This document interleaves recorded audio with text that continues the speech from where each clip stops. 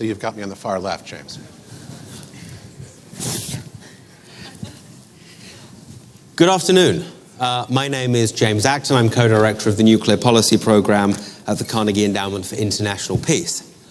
I started my career in nuclear policy 12 years ago working for a small British think tank called Vertic, which then in particular focused on verification issues. One thing that became very clear to me quickly in my career was we're much better at verifying international agreements than we are at enforcing them. We regularly, or periodically I should say, detect violations of international agreements. But the international community as a whole doesn't have a great record in creating enforcement of those agreements. North Korea violated its safeguards agreement 13 years before its first nuclear test, and we failed to prevent that.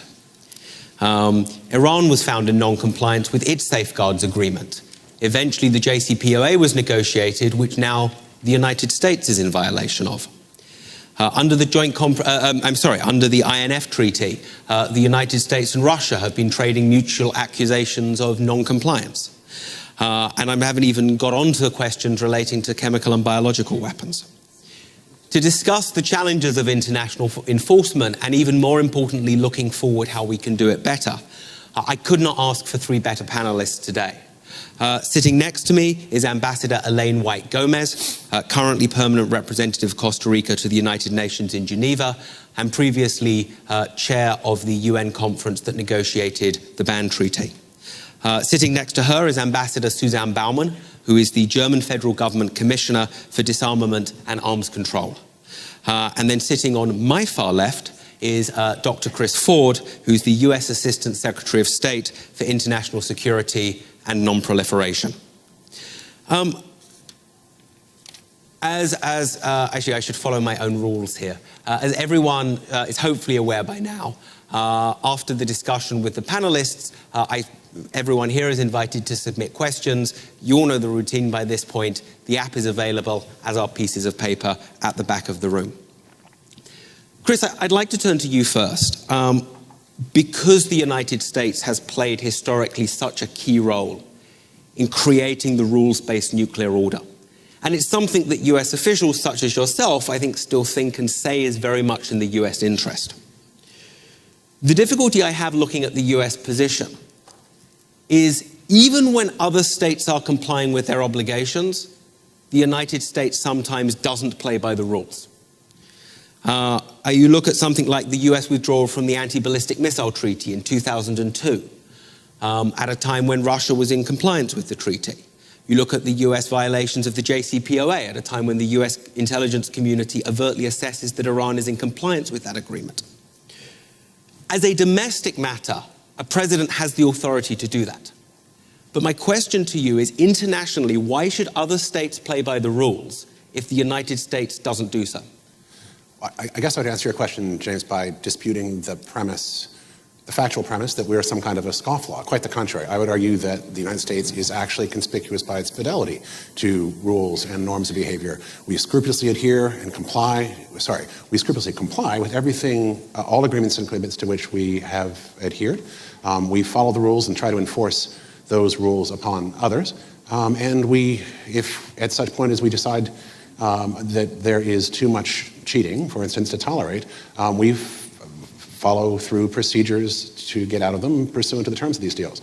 Under the ABM Treaty, we complied with it scrupulously for many, many years, notwithstanding some Soviet cheating with respect to the ABM radar at Krasnoyarsk. But when it became clear after a while that the treaty was getting in the way of things that we needed to do in order to protect the American people and international peace and security from the emerging missile programs in North Korea and Iran, we followed the procedures of that treaty and exercised our lawful right to withdraw entirely by the book. When it came to the JCPOA, we made it very clear that we had concerns that it undermined our security by virtue of permitting Iran to do things that everyone admits would be a terrible idea in building up its nuclear capacities to enable it to do a very quick breakout. Concerns that the Iranians themselves underlined for us by squirreling away legacy data from their weapons program, apparently in anticipation of just that kind of reconstitution when the international community looked the other way after a number of years. So we made it we made very clear that we did not believe that was in our interest, and we withdrew from participation in the JCPOA. You used the word violation twice, and you've got that factually quite wrong.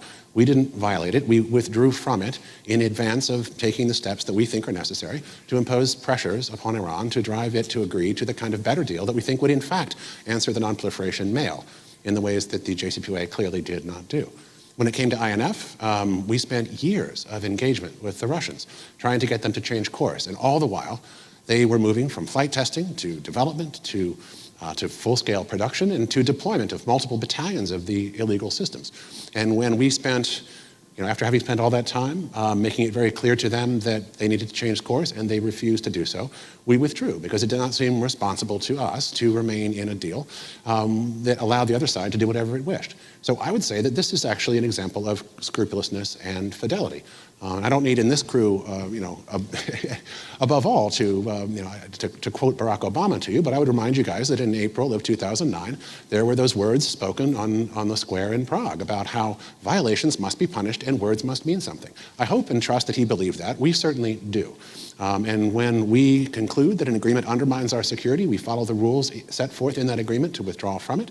If we are unable to turn around a malefactor from a continued pattern of cheating, we withdraw from the agreement. I would suggest that a country that stays in an agreement, no matter what, even when it becomes counterproductive, or even when someone else is so flagrantly cheating, is not actually a country that respects agreements. We respect them enough to insist that they mean something and that they accomplish their purposes. That's creditable, not just creditable. I think these are a set of issues we're going to come back to, but I want to bring in both of our other panelists first. Let me bring in Ambassador Baumann next. Germany has been at the forefront within NATO of calling on other states to reduce reliance on nuclear weapons. At the same time, when violations of international agreements has occurred, Germany, I think it's fair to characterize, and maybe you disagree with that, but has generally preferred pushing negotiations as the way to deal with violations. Germany did agree to enhancing sanctions on Iran periodically ahead of the JCPOA, but I think it's fair to say that Germany was amongst the more skeptical nations within Europe about the value of sanctions and kept on pushing negotiations. Chancellor Merkel, much more recently, convinced President Trump to delay US withdrawal from the INF Treaty. But from what I could see, there wasn't much interest in the German government about punitive measures on Russia to try to bring Russia back into compliance with the treaty, whether that's economic sanctions or even military countermeasures. So Germany, as I say, I think has tended to focus on negotiations as a way of enforcing treaties. Negotiations are slow. They have a mixed track record, especially where there haven't been punitive measures to back them up. So my question is this: if I were a country in NATO, say in Eastern Europe, that was worried that other countries might violate the rules, why should I reduce my reliance on nuclear weapons? Why should I do what Germany wants me to do if I don't believe that a country like Germany is going to use its might in enforcing agreements if they're violated? Thank you very much for these questions. And on some points you have described, I will wholeheartedly agree to your assessment. Other points I see more critically. But let me start where I completely agree with you. Germany is a fond supporter of the international rules-based order. I think that's in our DNA, and that's a policy we are pursuing in each and every fora, and also now being a member of the UN Security Council, that's something what we will pursue. That makes it also clear that we are very concerned about the erosion of the rules-based international order, and which is especially true for the nuclear international order. And I think what we have to discuss today, but also doing in our policy, is to find ways and means how to ensure that the nuclear order is respected. Because one thing is clear, and here I completely agree with you, that agreements, treaties only contribute to our security when they are fully implemented by all sides. Otherwise, arms control agreements are more or less useless. So to find the trick how to ensure that the agreements are implemented, that is necessary. And here I think we do not have an easy recipe or one solution which fits for all scenarios.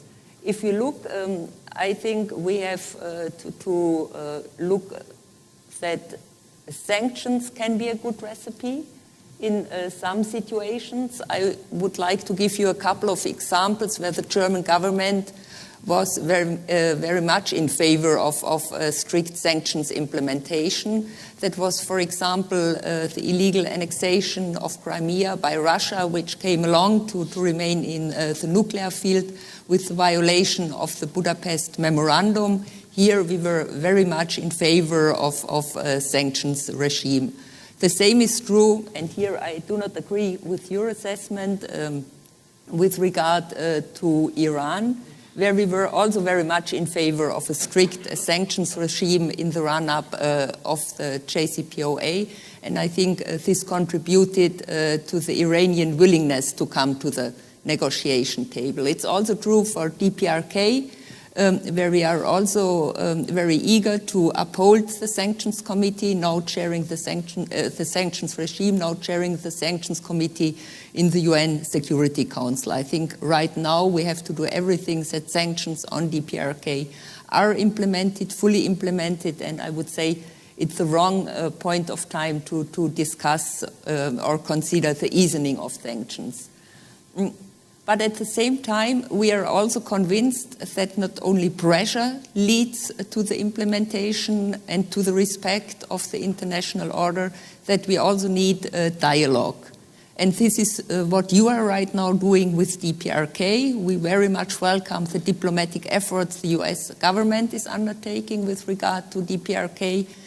That is true when we look to the JCPOA, where we sat at the table with the Iranians to find a solution to the nuclear problem. And this also is true for our relationship to NATO's relationship with Russia, where we see that we do not only have to build up our defense and deterrence capabilities, and when we look back to the last decades, NATO nuclear sharing arrangements greatly contributed to security and stability in Europe.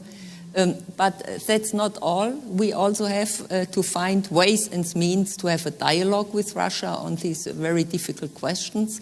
That's why the German government is a strong supporter of regular meetings of the NATO-Russia Council, where these issues have to be discussed.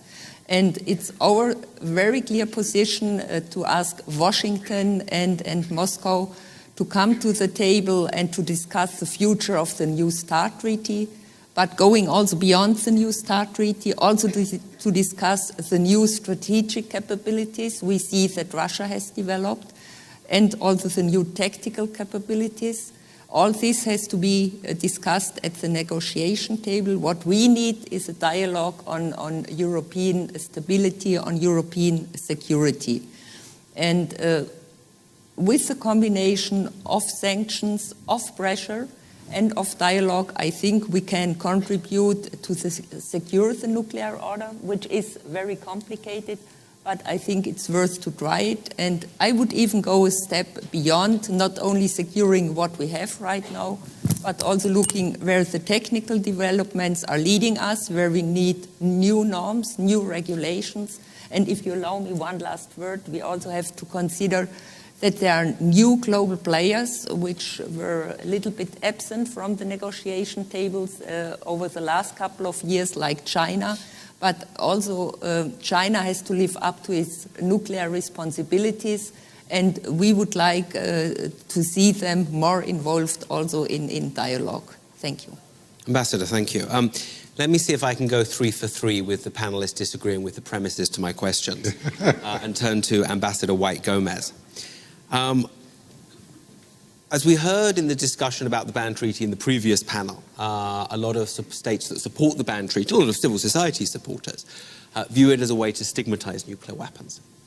I think that a lot of weapon states and officials from weapon states and civil society from weapon states, including myself, worry about the question of enforcement of the ban treaty.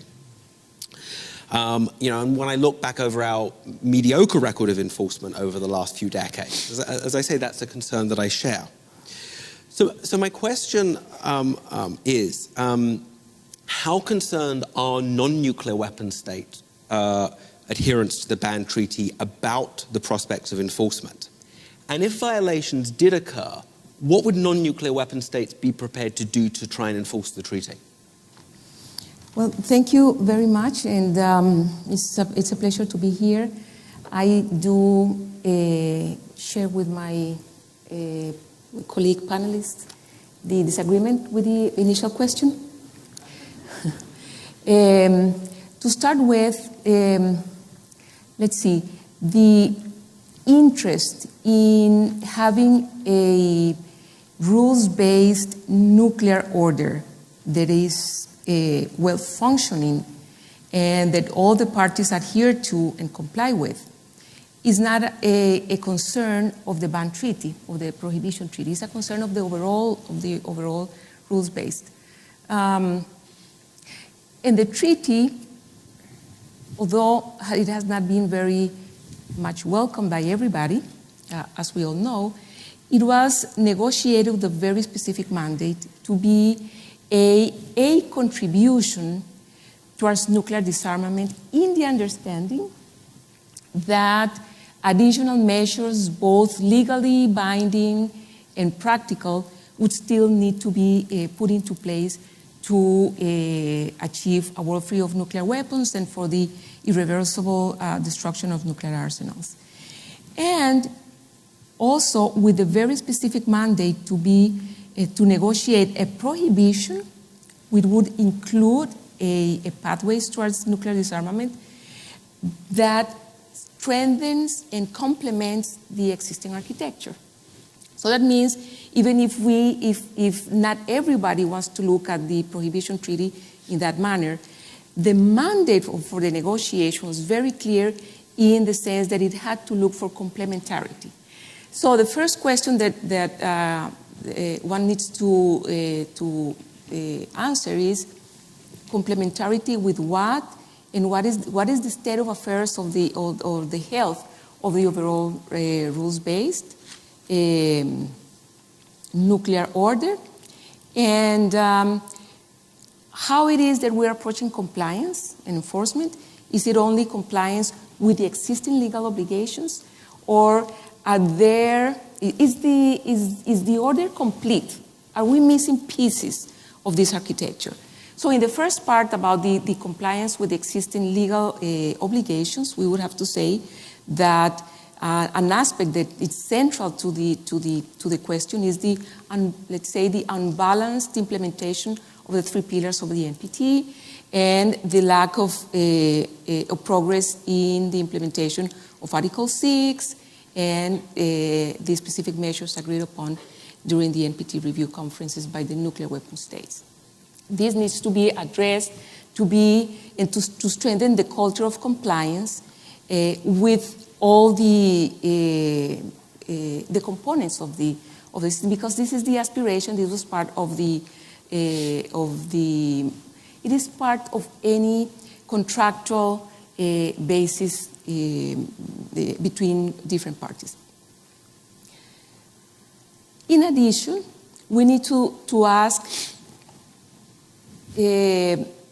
about the overall integration or state of affairs of the order, the rules-based nuclear order. What do we miss? Are we missing something? Well, of course, then we'll have to go to the need for the ratification of the CTBT. We need to see what is going to happen with the FMCT.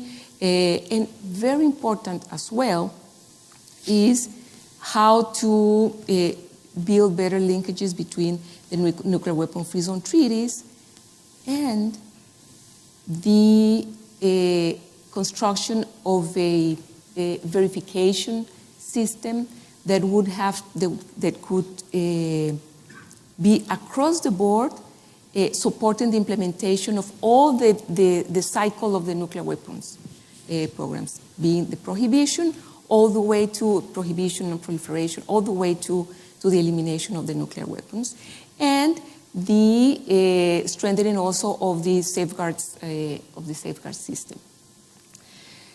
In addition to that, we also would have to look at the extra regime factors that influence the implementation, such as the constant adherence to the to the rules-based order. That narrative of adherence to the rules-based order is what grants predictability, stability, which is a global public good. We all know that. But also this would need to be complemented with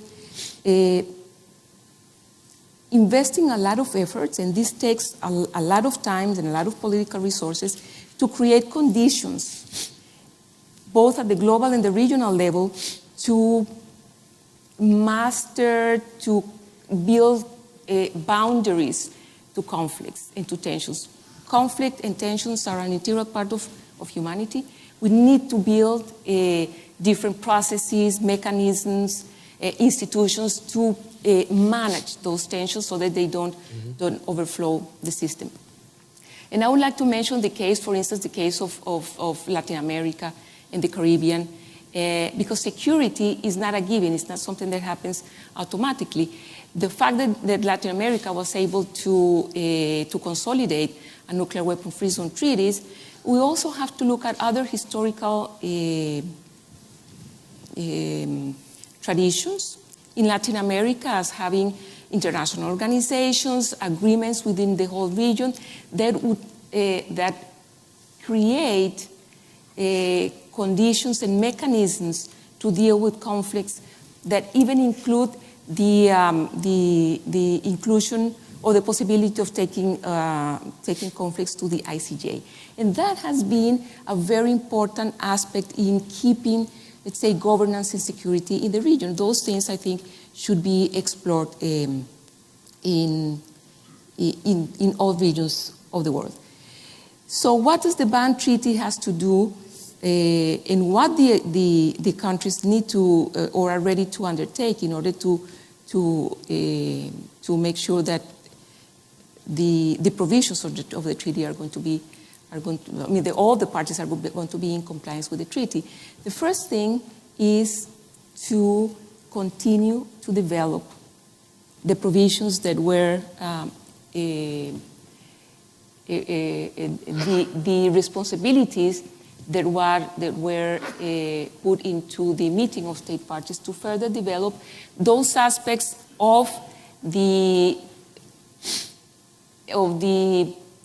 disarmament process that are not existing at the architecture at this moment, which deal with all the verification, and for which we need to have overall. Of course, we are more than ready to engage, not only for the perfection and for the strengthening of all the components of the system, including, of course, the NPT, but also to engage in the exchange of knowledge and experience and learn lessons of what it is that needs to constitute a solid verification mechanism for prohibition and for the achievement and maintenance of the world free of nuclear weapons. So let me do something that diplomats hate and ask you a hypothetical question. Imagine that a lot of this geopolitical engineering took place. You know, I think you paint a very realistic picture of the amount of geopolitical engineering that would have to be in place to actually get to the point of eliminating nuclear weapons. Let's say we did all that, and let's say the weapon states were really considering giving up their last nuclear weapons. And they turned around to you as a Costa Rican official and said, you know, what would the trigger be for Costa Rica to join an international community levying sanctions? You know, how serious would a violation of the ban treaty have to be before Costa Rica was willing to sacrifice economic interest in the name of enforcing the ban treaty? What kind of answer could you give to that question? I would give the following answer. As long as it is a system of sanctions that is considered or agreed upon within the existing architecture, we are willing to explore all the mechanisms that are available. Political, economic sanctions, and even other mechanisms that are agreed upon within the rules that we have agreed, and they are valid and they are legitimate. So all kinds of reactions need to be considered in a system of response to non-compliance. So I think this brings up a fascinating issue of, is it possible to reach any kind of agreement in advance, even in a general sense, of what we would do in the event of a violation? I mean, to date, we've basically said where enforcement is concerned, we're going to deal with that on an ad hoc basis on the Security Council. So let me put this issue to both Ambassador Baumann and Dr. Ford. Even in the most general of terms, do you see any possibility for states agreeing upon let's pick IAEA safeguards as an example. If there's a violation of IAEA safeguards, that we should automatically refer to the Security Council. Agreeing about the circumstance in which economic sanctions would be appropriate. Agreeing in advance about the circumstances in which military action would be appropriate. Do either of you see any prospect of successfully moving in that direction? Ambassador Baumann, do you want to go first on that? I think that would be very difficult. First and foremost, you can't separate these questions, which are in fact technical questions, from a political assessment. And here I think each and every state has to come to the conclusion whether there is a violation or whether they would consider a malicious act as non-violation. So I see that there are different standards, and also the political assessment is a key to state whether there is a violation or not. What helps us, Germany, is of course, as EU member state, is that we have this discussion within the European Union and come to a consensus or to a conclusion. And of course, what also is important for us is that the UN Security Council comes up to this decision. But to have a mechanism in advance which sets standards, technical standards, and combines those with a reaction, I think that's very difficult, exactly for the reasons that you always need a political assessment. Let me play devil's advocate before bringing in Chris here. I mean, in the case of the IAEA safeguards, we have the Board of Governors, whose job it is in a nominally non-technical way to decide whether non-compliance has occurred. How one responds to that is then an explicitly political process through the Security Council. But at least in the IAEA case, we've tried to separate and depoliticize a finding about whether non-compliance has occurred. In that regard, Chris, I can't resist bringing up the issue of double standards. The US has shielded at least one close ally, South Korea, from a finding of non-compliance when it was, in my opinion, highly justified in the mid-2000s. Do you think that a selective approach to whether or not countries have violated safeguards has undermined the US capability to call out future violations? That wasn't a leading, loaded question at all. Well, I guess to distinguish between the sort of the fact-finding side of it and the what to do about the facts side of it is important, certainly. I would venture to say that the fact-finding piece at the IAEA is actually pretty well developed and seems to be working pretty well. And the agency deserves all of our full support in making sure that it can go and robustly implement its authorities and do the job that its professionals are trained to do. The political challenge has always occurred when there's this sort of issue of, well, what do you do having had facts come to light? And certainly we see that as a factual matter, the technical piece of the compliance call back in, say, the end of 2002 or early 2003 after Natanz had come to light, that was not hard. What was obviously hard was getting people together to agree upon what to do. And of course, the idea of referring to the council where there are egregious circumstances. And I should say here that not every safeguards violation necessarily rises to that level, precisely because you can imagine all sorts of reasons why they might occur. One might have failed to file the right paperwork, to take a very benign example, so that there's some degree of technical noncompliance. On the other hand, one might be discovered in a secret weapons development program. That's why we thought the situation with Natanz was a no-brainer back in 2002 and 2003. But apparently a bunch of countries didn't agree with that, and they fought us very hard on trying to keep the IAEA from referring that Iranian violation to the very institution that the IAEA statute contemplates is the obvious place to go when terrible things like that occur. So what we don't have a sort of a verification and monitoring problem exactly. We have a failure of will in the international community by sovereign governments who simply don't wish to confront proliferators, or at least enough of them don't wish to confront proliferators when those proliferators are found to be doing their dirty work. That was the problem we had, and it took until I mean, Natanz was what, August of 2002? I think it wasn't until December of 2006 that we first got Security Council sanctions. I mean, that is a shameful record, but it's not the fault of the IAEA. It was doing what it needed to do and bringing attention to this. It's the fault of all of us in not agreeing to get that thing where it needed to go in order to address the challenge. During that time period, Natanz went from being a big hole in the ground to being something that was full of spinning centrifuges, or at least starting to be. We should be ashamed of that record. This is a failure of will problem. It's a collective action problem with the international community. And you're quite right to identify these challenges as really being the heart of it. So details matter, but it's also true that when there's an egregious case, we absolutely must act forthrightly. I want to push you a little bit further, Chris. Personally, I think you're exactly right about Iran. I think Iran should have been referred to the Security Council, found in non-compliance and referred to the Security Council right away. But I want to bring up South Korea again, because I think this is like the heart of the dilemma that I'm struggling with about US policy. South Korea was caught conducting undeclared enrichment experiments. They were much less serious than the Iranian one. Right? I'm not trying to equate what Iran did and what South Korea did, but South Korea was caught enriching without having declared to the IAEA. If a country the US had a bad relationship with had done that, I feel pretty safe in saying that US officials would have been pushing very strongly for that state to be found in non-compliance. Instead, the US shielded a South Korean finding, shielded a finding of non-compliance. Do you see a bit of a double standard there? And if there is a bit of a double standard there, what does that say about the US ability to try to enforce the rules-based nuclear order? Well, I would just go back to my earlier point that details matter, and it matters what one imagines that the people in question were trying to do. And I don't recall there being any evidence whatsoever that this was part of the kind of clandestine nuclear weapons development effort that we clearly saw in Iran, and which has been painstakingly, increasingly thoroughly documented in the international community as a result of what our friends in Israel have spirited out of Iran and giving us extraordinary amounts of information now that weren't available before about not only what the Iranians were doing, but about their apparent intent to reconstitute once the JCPOA allowed them to build up their capabilities. So those details matter a lot. And I'm perfectly comfortable taking a different answer depending upon what one finds. Let me put exactly that point to Ambassador Harbour and Ambassador White-Gomez. Chris, and I want to try here very hard to not mischaracterize you.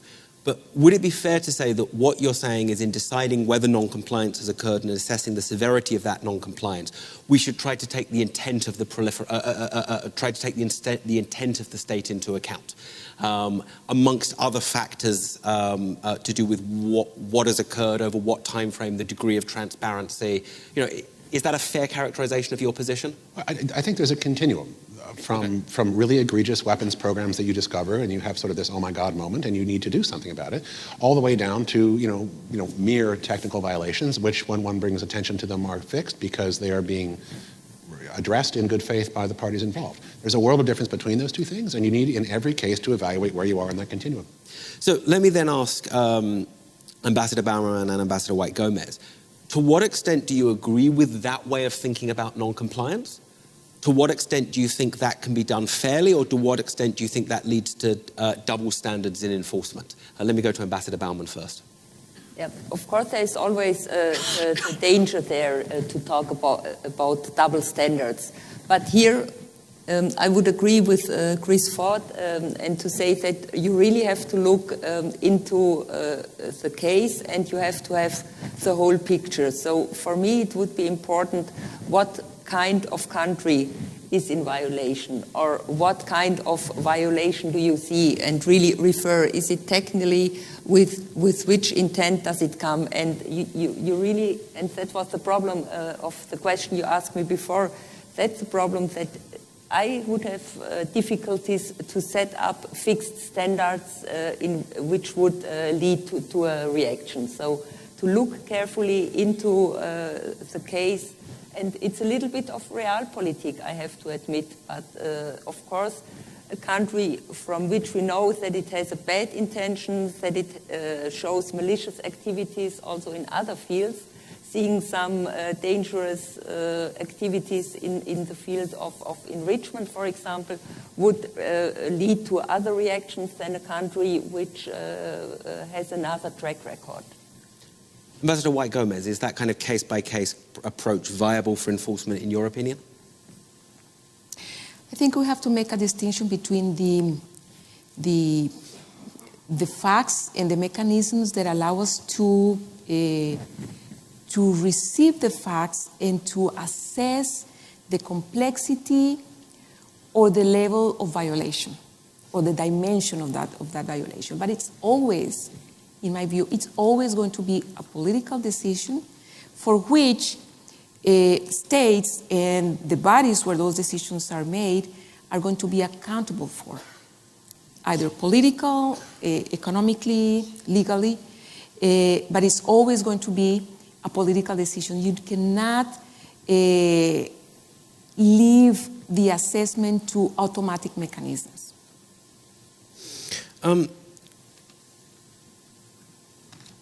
Let me ask you this then, Ambassador Baumann. As I understand it, the German government accepts that Russia has violated the INF Treaty. The violation, I think, is egregious as it possibly can be. There is a prohibited ground-launched cruise missile with a range much, much longer than 500 kilometers. Yet there's been no serious discussion of sanctioning Russia economically for this violation. There's been no serious discussion within NATO of military countermeasures. What would Russia have to do to pass the threshold then for violation? I mean, if we're not willing to enforce the INF Treaty with a violation on the scale of the 9M729, when are we ever going to enforce arms control treaties? I think the German government as well as NATO allies have been very clear about the violation of the INF Treaty by Russia. Over the years we had a couple of declarations by NATO foreign ministers, by NATO head of states and governments leading to the NATO statement at the beginning of February, very clearly stating that Russia is in violation. I do not think that economic sanctions would lead to a change in behavior in this special case. We have discussed before that there is a sanction regime with regard to other Russian behavior, where we deemed it more effective than in the case of the violation of the INF Treaty. And right now, NATO is considering what countermeasures will be necessary, what adaptations will be necessary. So here a process has started. It has not come to an end, and we are in discussion within the NATO alliance. Before we go to the audience, and I'm starting to get a good number of questions in and encourage more people to submit them, I want to end where I started with Dr. Ford. The picture you've painted of the US approach to treaties is, understandably, the US assesses whether individual agreements to which it is to which it's signed up to continue to be in its interests, and the US is willing to pull out of agreements if it views they're not in its interests. Which is usually why they put withdrawal clauses into them. I very much hope that President Trump reaches a denuclearization agreement with North Korea. And if he does, what would the US reaction be if, say, 3 or 4 years after that agreement is reached, North Korea announces that that agreement is no longer in the North Korean interests and it's going to withdraw from that agreement? How do you think the US would react in that circumstance? Well, I mean, it's exactly what they claimed with respect to the NPT when they pulled out of it in 2003 and proceeded to test nuclear weapons. Although the degree to which they were in compliance with it to start with is at the most charitable, only arguable. But clearly that would be certainly a problem from our perspective, as it was when they pulled out of the NPT in 2003. But we should also put this in context of, they pulled out of the NPT when caught cheating on the NPT. It was sort of the proverbial hand in the cookie jar problem. We hope that we will be able to reach an agreement with the North Koreans that will, both result in the final and fully verified denuclearization of North Korea and be one that remains in the perception of both capitals very much in the interests of all concerned. We've made very clear, for example, that it is only upon denuclearization that we will countenance the lifting of sanctions. That is apparently what the North Koreans want very much. They've made that very clear by their demands in the last meeting in Hanoi. They clearly understand that their future is deeply tied up with the opportunities to prosper through engagement with the international community on whatever economic model they think is most appropriate. But that is a future that's not available to them unless and until they do what it is necessary to do to come into compliance, for example, with their Security Council resolutions. So, of course we would have a problem with them withdrawing, but our objective is to set in place circumstances in which it will remain in the interest of the North Koreans to stay in such a deal. And if we are successful in bringing about the final and fully verified denuclearization of North Korea, it will take them some time to reconstitute anything remotely like the threat programs that they have today, which will give the international community time to work at overcoming the collective action problems and the failures of will that I have referred to before. I have optimism that we can do that. Thank you. Okay, I'm going to turn to some questions from the audience. And let me do something else that diplomats hate.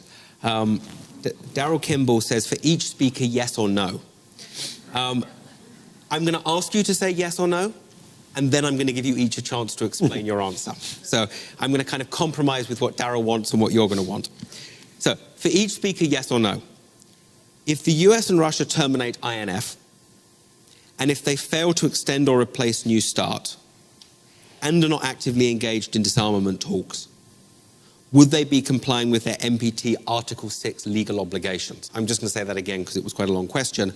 If the US and Russia terminate INF, if they fail to extend or replace New START, and if they are not actively engaged in disarmament talks, would they be complying with their Article 6 legal obligations? Yes or no? And then I promise I will give each of you a chance to explain. Ambassador White-Gomez to start with. Would they be?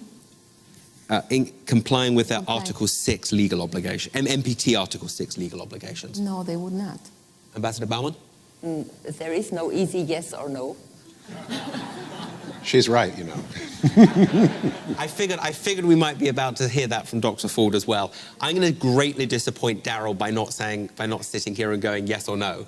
But let me go through the panel, starting with Ambassador White-Gomez, about why that would be a violation of Article 6. Because deconstructing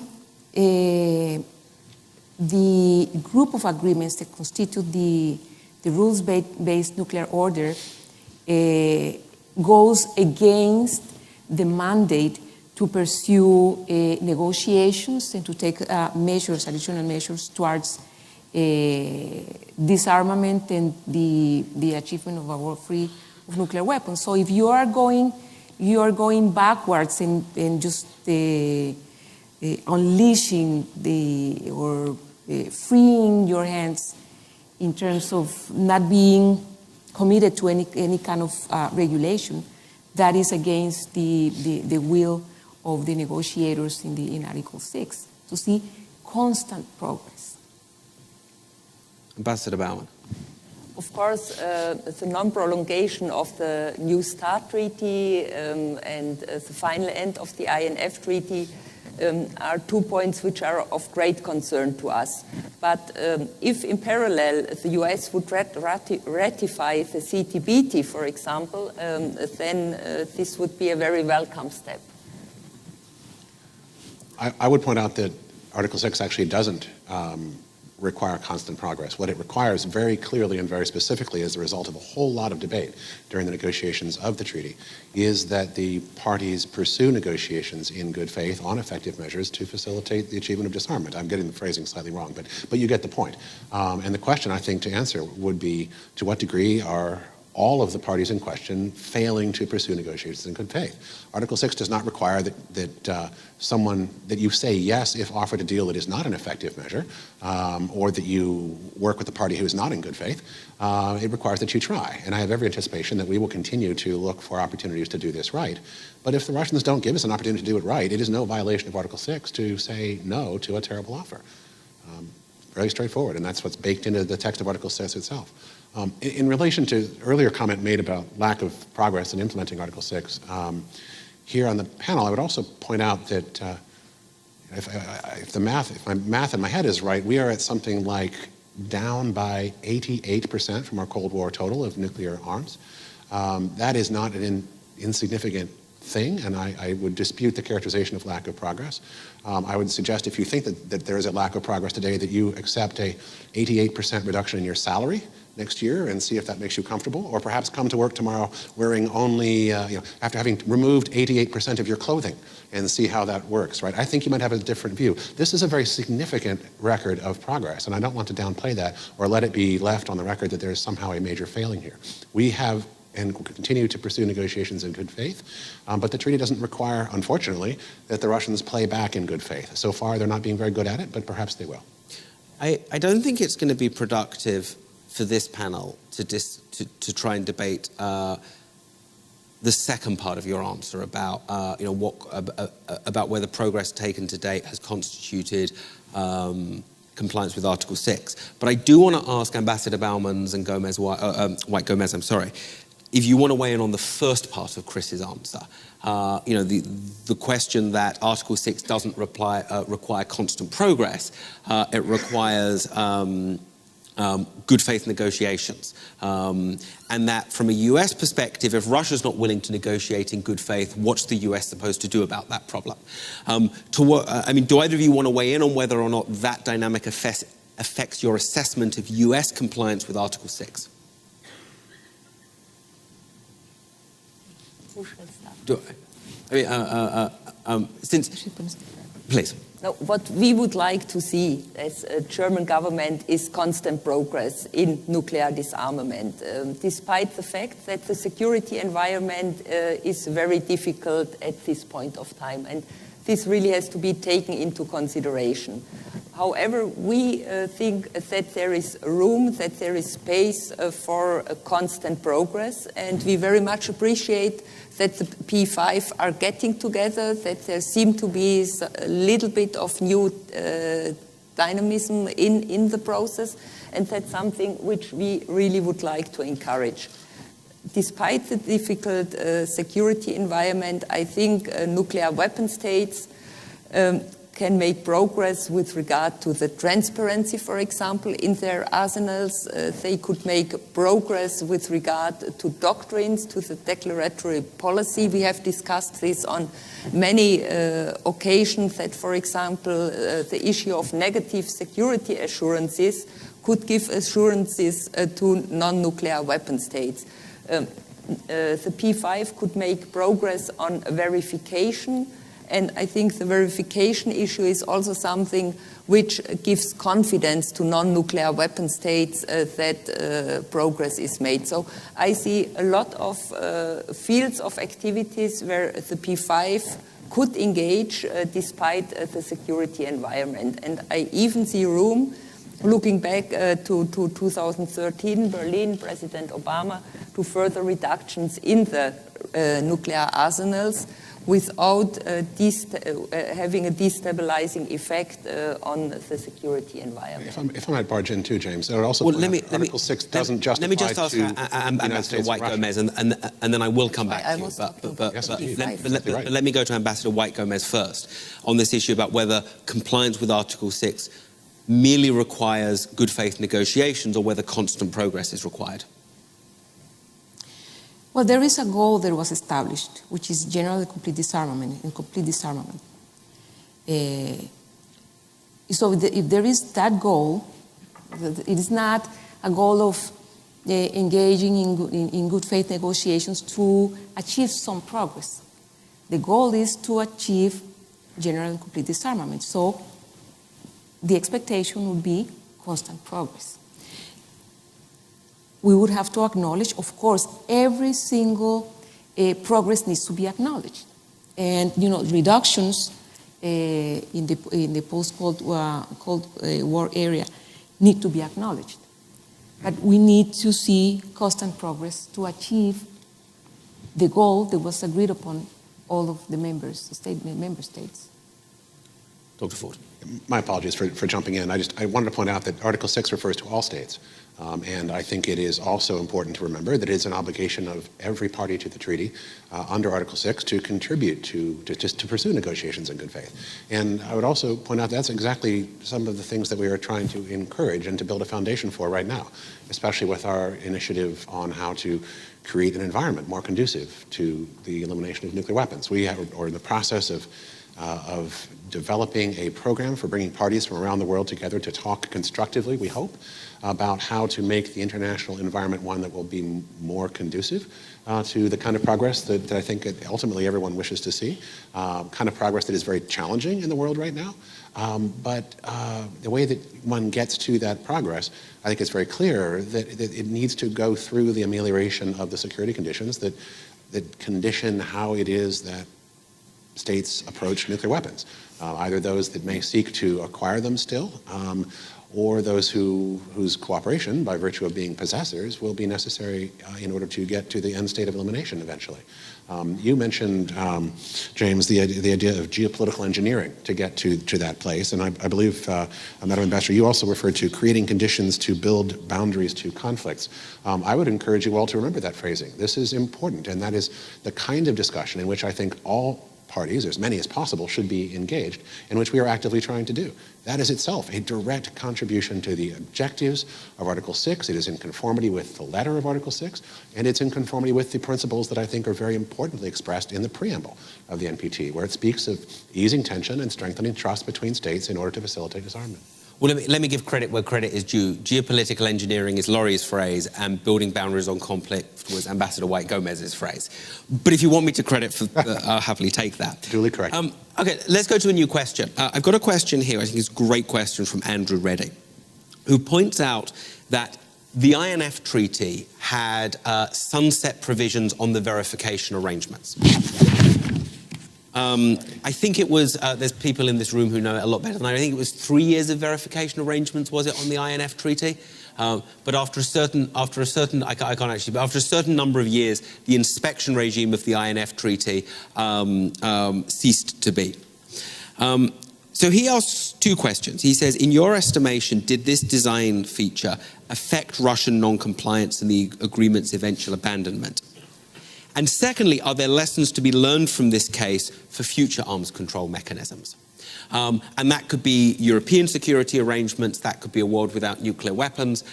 Let me put both of those questions to the panel, starting with Dr. Ford. Well, I'm not in a position to get inside Russian heads in terms of what it was that helped drive their decision to violate the treaty. They've been not shy about their unhappiness with certain aspects of the INF constraints for some time. Going back well before their violation. So I'm not sure how to decode that, but it is certainly the case that there are no procedures in place now. And what we did, one of the things that we of course have done in the wake of discovering their violation is to convene the Special Verification Commission to try to address that. That is not the same thing as the kind of on-site inspections that were part of the earliest bits of the verification regime. Verification and elimination regime, in fairness, it's actually quite a unique enterprise. But I don't know is the short answer, but it's an interesting question. Okay, Ambassador Baumann. Yeah, verification, I think, is a key asset of arms control. And speaking from a European perspective, the verification regime, which comes with the New START treaty, of course, gives us some security.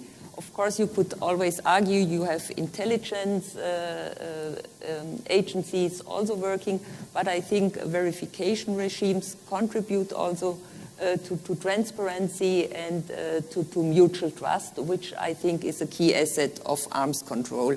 And let me give you another example, the JCPOA, which also comes with the strictest verification regime, make sure that the IAEA would detect if Iran would engage in acquiring a nuclear weapon. And therefore, the German government very much is in favor of strict verification regimes coming with also with future arms control agreements. And let me go to Ambassador White Gomez, pointing out in particular that the ban treaty is places much, I'm trying to remember exactly the phrasing here, but let me put this in a different way. Like how long, should verification arrangements be indefinite? Should they have time limits on them as the INF was? Especially in the context of trying to get to a world without nuclear weapons. Verification measures need to have very clear legal obligations and standards. But to also allow for some flexibility to adapt to new technologies or to the learned lessons. And this is, I mean, if you look at this, especially in the case of the TPNW, or any disarmament or arms control treaty, if you look at this from the point of view of law, of international law, this is the reason why all treaties have clauses that allow for reform, modification, and to incorporate the learned lessons. So this is perhaps the main instrument to keep on adapting legal instruments without deconstructing them. They provide with mechanisms to incorporate learned lessons and adapt to changing conditions and new mechanisms, new technologies that can help improve the operation of the system. So I think this is a really important point. It's of course the case that a number of treaty regimes contain those provisions.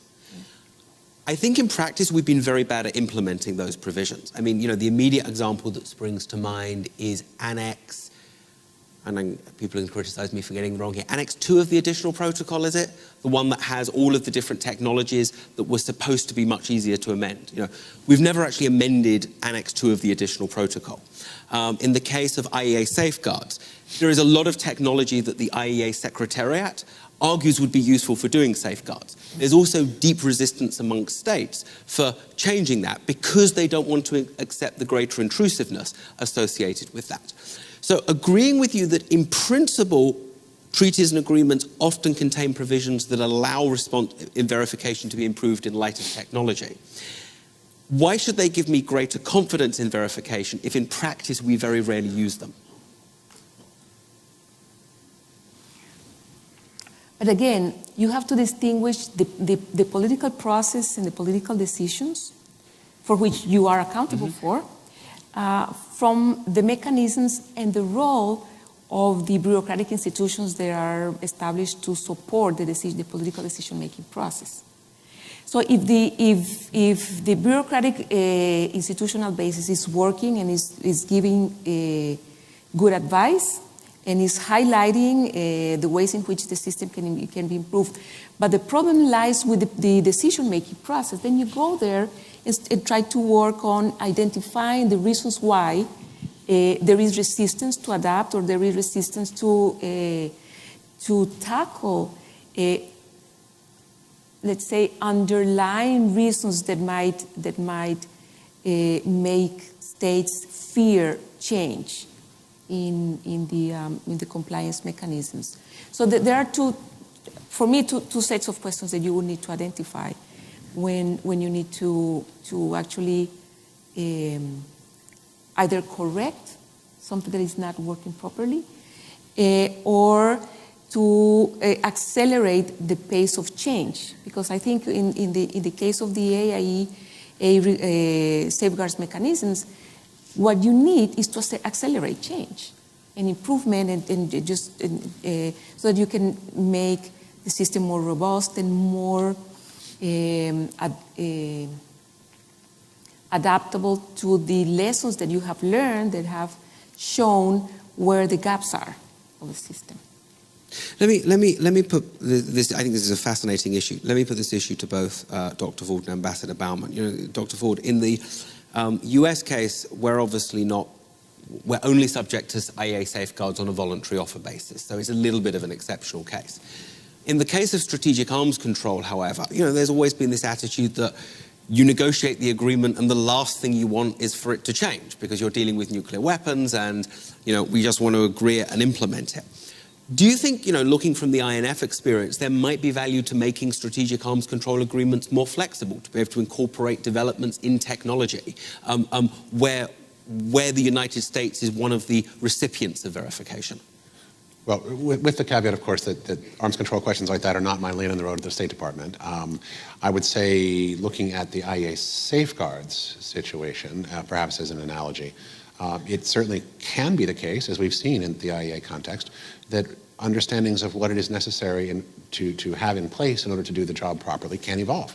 We discovered, of course, quite famously in the mid-1990s how inadequate the existing comprehensive safeguards agreement system was with regard to the challenge of detecting and safeguarding against undeclared activities. It was very good at checking on all the things that a host government decided it wanted to declare, but when a host government didn't declare things, it had very little of a toolkit.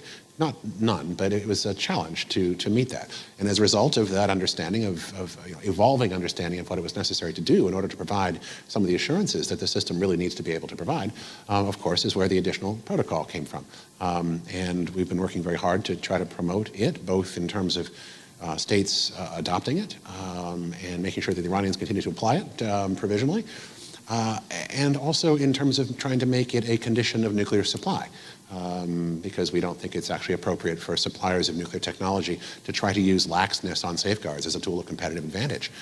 So we're trying to move forward with the AP on all of those things. And I think the example demonstrates the importance of having an open mindset with regard to what it is that you actually need. And if you understand that you need to do more, if you care about the rules that you're implementing and the reasons that you're having these in the first place, I think it is incumbent upon serious people to be open to doing more. Ambassador Baumann, do you want to weigh on this issue of technological change and safeguards and verification, or do you want, entirely up to you, or we can move on to a different question, depending on whether you want? Different question. Okay. I think everything has been said. Okay, so we have a question specifically for you from Dr. David Cooper in the audience, who said that you suggested that the pending unraveling of the INF Treaty negotiates a broader dialogue on European security. How can such a Eurocentric dialogue address an issue like the INF Treaty that has a significant Chinese dimension for both the United States and the Russian Federation? Yeah. Oh, I think that's a very important question, and we as Germany, of course, are looking to the INF from a European perspective. And what we see, what Russia is developing, and European countries are in the reach of these new weapons, of course, we are concerned as Europeans. That's why we think we need a dialogue in Europe on these questions of strategic stability. So what do we see, what Russia is developing, what could harm European security? This does not exclude, and I hope I made this very clear at the beginning, that we also see China, but not limited to China. You could also think of India or of Pakistan, that there are other countries developing nuclear weapons, and especially China, being a global player, has to be included in future arms control talks.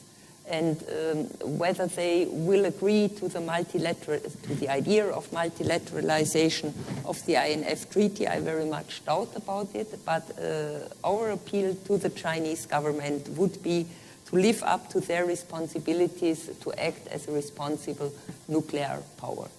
Okay. Let's go to a question now from Carl Pilate. She asks, what role could the International Atomic Energy Agency play in improving enforcement of nuclear treaties and agreements? And the question here is specifically enforcement, not verification. Recognizing, I think, that the IAEA Board of Governors does have an enforcement role, particularly in determining whether a violation has occurred.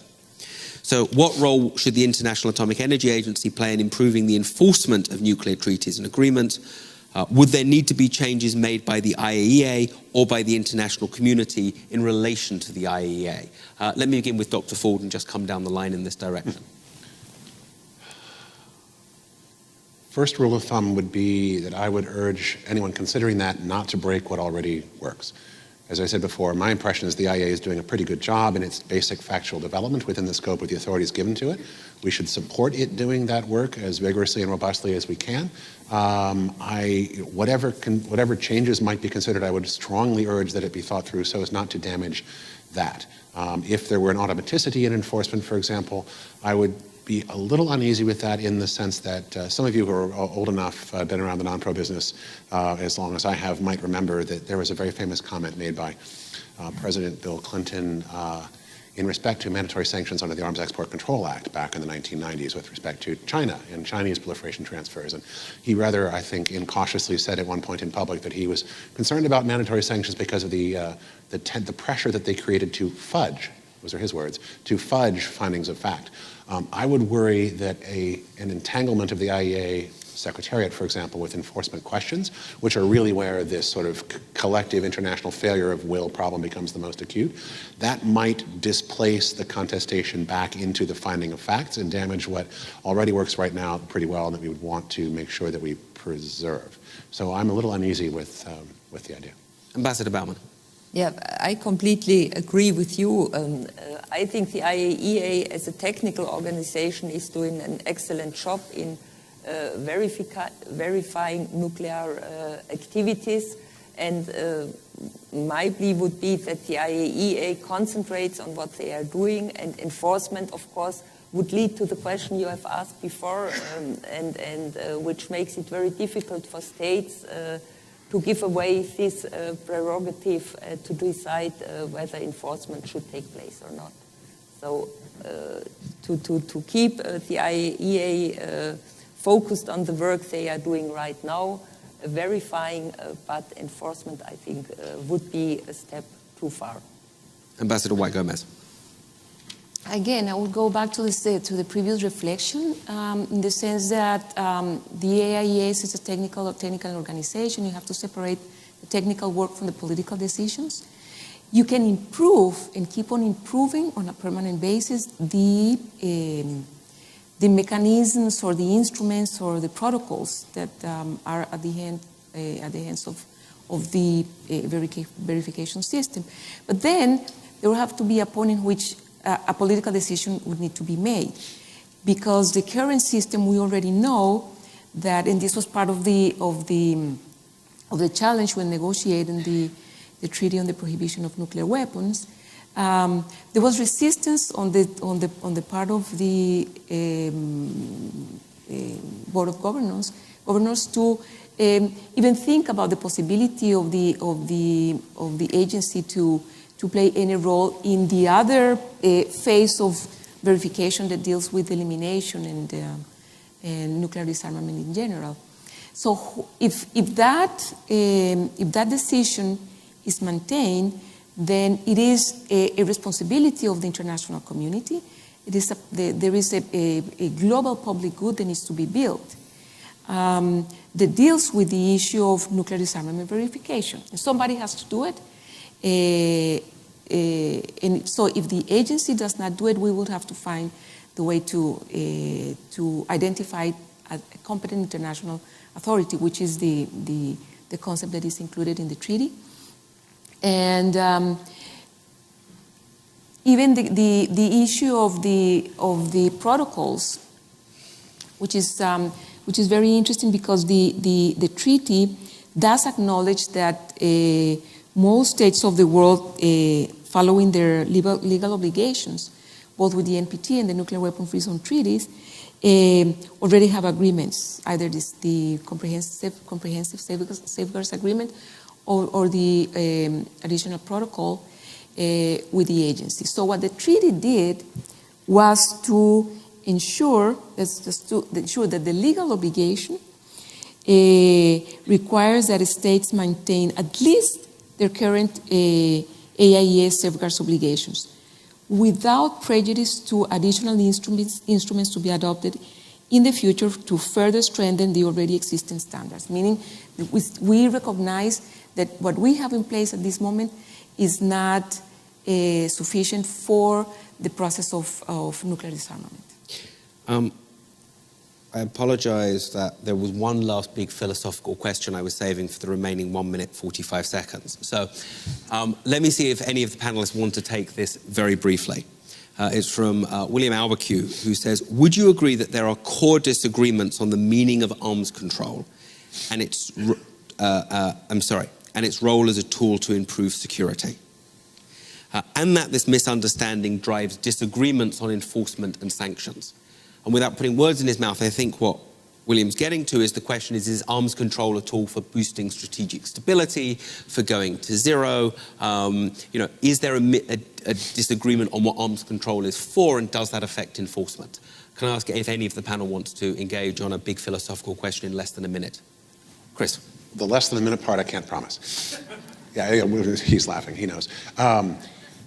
I would say just without voicing a view on the future of arms control, which, as I say, is not my lane, historically it is clearly the case that arms control has done both of those separate sorts of things, sometimes together, sometimes independently, and those are both key bits of what it does. During the Cold War, we used arms control agreements to moderate and help manage a very poisonous and dangerous competition to keep it from being any worse than absolutely necessary. We also, in the wake of the Cold War, used arms control as a way to reduce, given the happy circumstances that were produced by the change in underlying strategic conditions. So it can do both of those things, and I guess the question for us will be which of those two, or both, are most salient and valuable in the world as we look ahead. Well, did I make the time? That was, and as I have to say, as the conference organizer who regularly has whose job it is to enforce the time standards on panels, I think I have to play by the rules here and draw this panel to a close. I'm going to pat myself on the back here. I think this panel has done what no panel, what few things in our deeply polarized modern world can do. It can unite the United States, Germany, and Costa Rica, albeit unite them in criticism of the moderator and the premises behind his questions, and his naive idea of trying to move towards an apolitical enforcement system. So I feel like I've done my part for international peace and harmony today. Bravo. But in all seriousness, I would like to thank all three panelists. I'd been looking forward to this panel enormously for weeks. I was delighted when all three panelists agreed to take part, and they certainly lived up to my very high expectations for them. It's been an honor to moderate this, and I would ask you to join me in thanking them. Thank you.